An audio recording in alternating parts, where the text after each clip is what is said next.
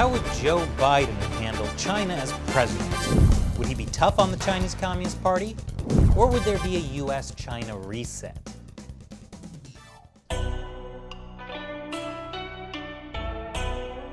Welcome to China Uncensored. I'm Chris Chappell.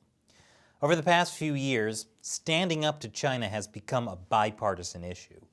Maybe one of the few bipartisan issues left in the United States. In general, everyone agrees what's happening in Hong Kong is not okay. Neither is what's happening to the Uyghur Muslims in Xinjiang.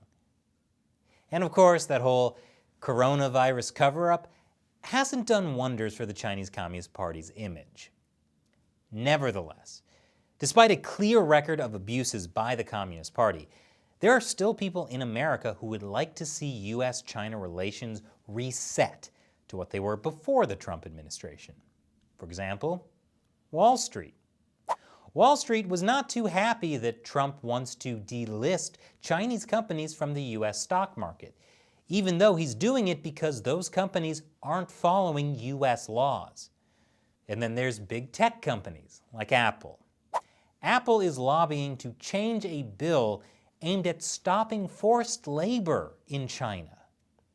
And despite China being a high-risk place to invest, what with the currency manipulation, intellectual property theft, and state-run companies defaulting on bonds, the Communist Party is trying to woo foreign investors, and they're eating it up. So clearly, despite the fact that the Chinese Communist Party is an authoritarian regime that commits heinous human rights abuses and has been open about waging unrestricted warfare on the United States, some people think there's a lot of money to be made in China. So forget U.S. national security, let's reset the U.S. relationship with China. And that's led many to ponder, would Joe Biden go easy on China? Henry Kissinger is telling him he should. And that's kind of scary because Biden's perspective on Russia and China are almost entirely molded by the Kissinger doctrine of the U.S.-Russia-China triangle. Biden recently acknowledged that he regards China as a competitor only, whereas Russia is the most serious threat to the United States' global standing. Before the election, I did a full rundown on the differences between Trump and Biden's stance on China on this episode of America Uncovered. But now we know a bit more, since we have a better idea of who Biden is picking as his advisors. And I'll get to them in a moment after this commercial break. Welcome back. Would Joe Biden really try to reset U.S.-China relations to what they were before Trump? Well, as a U.S. Senator, Joe Biden supported China's entry into the World Trade Organization back in 2000. It might have seemed like a good idea at the time, but since then, China has broken every WTO rule on the book. So maybe Biden's views on China have changed as well. In Foreign Affairs magazine earlier this year, Biden wrote the U.S. does need to get tough on China. And he wants to use U.S. alliances to shape the rules of the road so that they can reflect democratic interests and values. But then there are takes like this from Axios. Trump plans last-minute China crackdown. The premise is, Trump will enact a series of hardline policies during his final 10 weeks to cement his legacy on China, to make it politically untenable for the Biden administration to change course as China acts aggressively from India to Hong Kong to Taiwan, and the pandemic triggers a second global wave of shutdowns.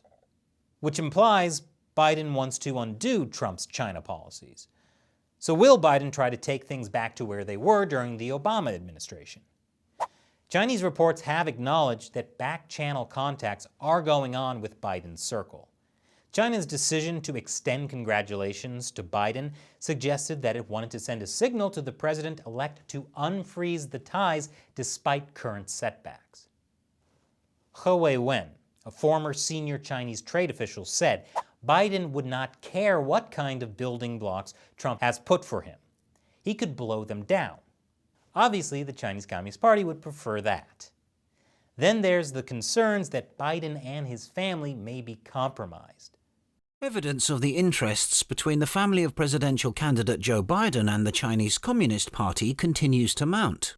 On November the 18th, The Senate released a supplementary report on the investigation into the Biden family's ties to foreign business arrangements, further validating the accusations of shady financial dealings between the Biden family and the CCP, as well as Russia.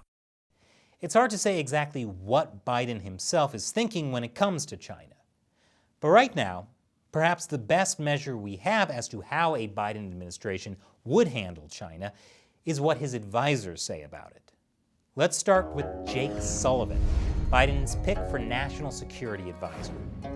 Sullivan was Vice President Biden's National Security Advisor. He was also a senior advisor to Hillary Clinton's 2016 campaign. In 2018, he was interviewed on CBS's Intelligence Matters podcast, and he said one of his successes was helping China rise. We helped create the conditions of stability and security in East Asia that allowed China to have this remarkable economic rise, so that its rise in a way is not the failure of American foreign policy, it's the success of creating those stable conditions. Which is totally true. Without U.S. investment propping up the Chinese regime, the regime would not have the power and technology to be so powerful and authoritarian. Sullivan said something similar while speaking at the Lowy Institute in 2017. He made it clear he is all for China's rise.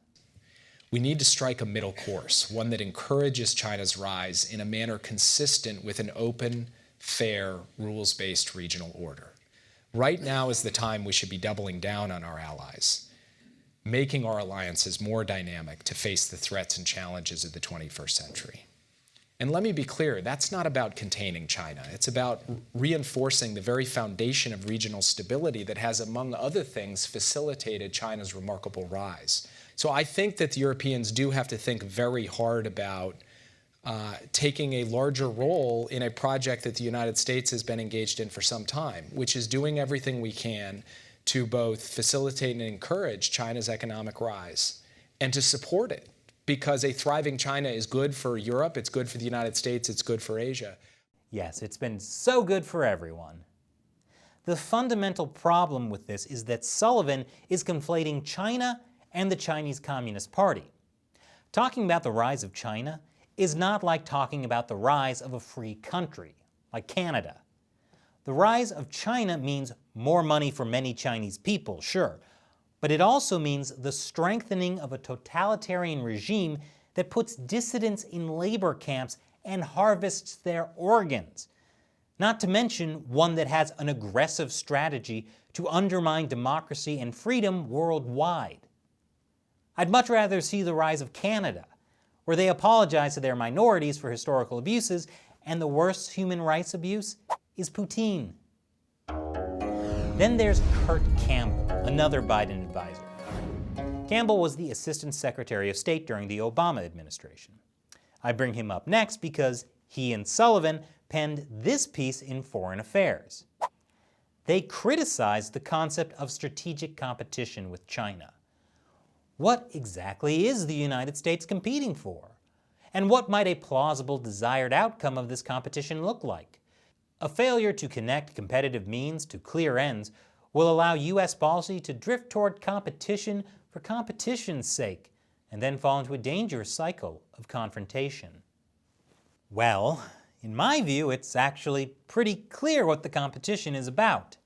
Things like China's military-led intellectual property theft that helps Chinese companies outcompete U.S. innovators, or the Chinese Communist Party's financial backing of Iran and North Korea, which both threaten the U.S. And then there's the deeper competition, the competition of values, whether people want to be led by a government that respects its citizens' rights and freedoms, or an abusive government that demands absolute obedience to its leaders. And the desired outcomes for the U.S. are that China stops stealing from U.S. citizens and companies, stops backing our geopolitical enemies, and stops abusing its own people. Just my opinion, though. Now, to be fair, Campbell and Sullivan do criticize China's human rights issues and its fusion of mass surveillance and artificial intelligence, enabling a more effective digital authoritarianism. But they neglect to point out how China's digital authoritarianism was built and supported by U.S. tech companies following the mantra of engagement. But But that's fine because the U.S. needs China. As a global economic actor, China is central to the prosperity of American allies and partners. Its students and tourists flow through global universities and cities. Its factories are the forge for much of the world's advanced technology. They also seem strangely resigned to China's military rivaling or surpassing the U.S. The United States must accept that military primacy will be difficult to restore, given the reach of China's weapons. And you know how Secretary of State Mike Pompeo has shown tremendous support for our ally Taiwan, even clearly saying it's not a part of China? Don't expect that policy to continue. Sullivan and Campbell write, on Taiwan, a tacit commitment not to unilaterally alter the status quo is perhaps the best that can be hoped for, given the historical complexities involved.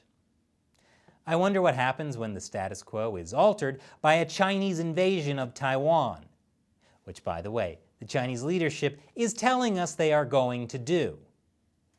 Sullivan and Campbell then basically say the real way to deal with China is through the same multilateral alliances and the international institutions we were using under the Bush and Obama administrations, like our alliances with Europe and the World Trade Organization.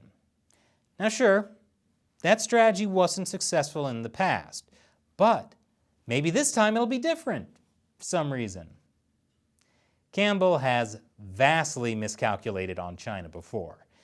He was involved in the Scarborough Shoal incident back in 2012. China's Coast Guard invaded the Scarborough Shoal, disputed territory in the South China Sea, claimed by China and the Philippines.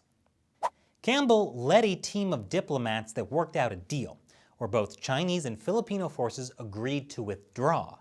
Except the U.S. screwed it up, because while the Philippines kept its end of the deal, China never left. And Chinese ships still occupy the Scarborough Shoal to this day. I'll be back with more on Biden's potential advisors after the break. Welcome back. Let's talk more about Joe Biden's potential advisors and how they might influence U.S.-China policy, like Janet Yellen.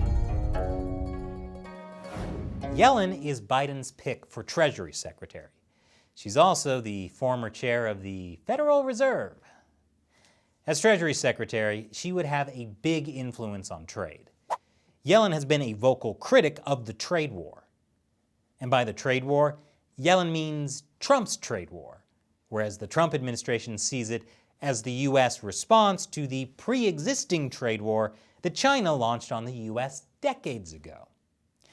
Yellen has also expressed concerns about the U.S. decoupling from the Chinese economy. As Treasury Secretary, Yellen would also lead the Committee on Foreign Investment in the United States, CFIUS, which looks at whether investment deals pose a threat to national security. And there's a real possibility that she would roll back the ban on Chinese telecom Huawei despite security concerns. Earlier this year, she spoke at the Asian Financial Forum in Hong Kong. She said, technologies developed in one place of the world need to be and can be applied throughout the world and become the base for further progress of technological innovation. And it's true. If the Chinese regime can't continue to steal and reverse engineer foreign technology, how will the Communist Party make further technological innovation? Now let's look at Susan Rice. Rice was Obama's national security advisor, and she's been pushing to become Biden's Secretary of State or Defense. Secretary of Defense is a position Biden still hasn't announced, so she might still be in the running. And like Biden, she follows the Henry Kissinger school of thought on China, engagement. Here's Biden's foreign policy advisor, Ely Ratner. Ratner was one of Vice President Biden's deputy national security advisors from 2015 to 2017. He's been saying the U.S. must forget America first to counter China. Basically, that's the Biden campaign's talking point about working with allies in Europe to counter China. But what happens when those allies are also badly infiltrated by the CCP, like Germany? Then how is working with allies going to accomplish anything but watering down U.S. policy? The The Trump administration has instead focused on bilateral alliances to counter China. U.S.-India, U.S.-Japan, U.S.-Taiwan. It basically cuts down on the chances China can undermine the relationship. But in multilateral coalitions, China has proven to be very successful at throwing a monkey wrench in the works. Like how Chinese investment in Greece got the country to block an EU statement on human rights in China. But you know what? According to Ratner, China isn't even to blame. In August, he said the China challenge right now is about us. It's not about them. It's about our own competitiveness. He's right. The U.S. is being totally unfair, not wanting the Communist Party to undermine American society. That is so competitive. And finally, I want to point out one more area of concern: the influence of academia and think tanks. This is a recent letter from the Asia Society. The Asia Society is basically an educational/lobbying group that, among other things, partners with the Communist Party-funded Confucius Institutes around the country. This letter is a doozy. It basically calls for U.S.-China collaboration on fighting the coronavirus and developing a vaccine. It argues the U.S. should share scientific data, medical practices, efforts to step up production and distribution of medical supplies, and clinical trials for vaccine and treatment research, testing, production, and distribution. It also says the U.S. can rely on China to make the protective gear and medicines needed to fight the virus. I mean, sure, China covered up the coronavirus so the CCP could hoard medical supplies, but moving forward, I'm sure the U.S. can totally rely on the CCP. What kind of people would sign this letter? Well, Jake Sullivan, Kurt Campbell, Susan Rice, Ely Ratner, as well as Biden's pick for Secretary of State, Anthony Blinken, Biden's pick for Director of National Intelligence, Avril Haines, and Obama's China ambassador, Max Baucus. I bring him up because he said U.S.-China relations will reset if Biden wins the election. Now, all that being said, we don't know for sure what Biden would actually do as president when it comes to China. But when all his top advisors say, go soft and cooperate, it would take a very strong will to go in a different direction. And now, it's a time when I answer a question from you, the fans who support China Uncensored on the crowdfunding website Patreon. We couldn't afford to keep making this show without your support. Today's question comes from Jenny Wong. Hi, Chris, Shelley, and Matt. Would you talk about the debt crisis of state enterprises in China? Great question, Jenny. That probably deserves a whole episode. But just briefly, there have been some major developments just this month. Several of China's state-owned enterprises have defaulted on their loans this year. For example, Tsinghua Unigroup, a state-run semiconductor company, defaulted on a $200 million bond. A major state-owned mining company also defaulted on $150 million of debt. Again, this is a topic that really deserves a full episode, but the important thing to remember is that the Chinese Communist Party is not stable. It's poorly run and horribly corrupt. The only reason it seems so powerful is effective propaganda and investment from the West. So while people like Jake Sullivan and Kurt Campbell may argue that the U.S. has just got to get used to the CCP's rise, the reality is it's not stable without foreign investment and could collapse without it. Thanks for your question, Jenny. And thank you, as always, for watching. We are in an information war with the Chinese Communist Party, and knowledge is the best weapon. YouTube has been hitting us with demonetization a lot again, so help us in our fight to bring truthful, uncensored information about China to the world. Join the China Uncensored 50-cent army on Patreon, and for as little as $1 an episode, you can help us keep up the fight. And you'll be able to ask me questions I might answer on the show. Visit patreon.com/ChinaUncensored to join. Once again, I'm Chris Chappell. See you next time.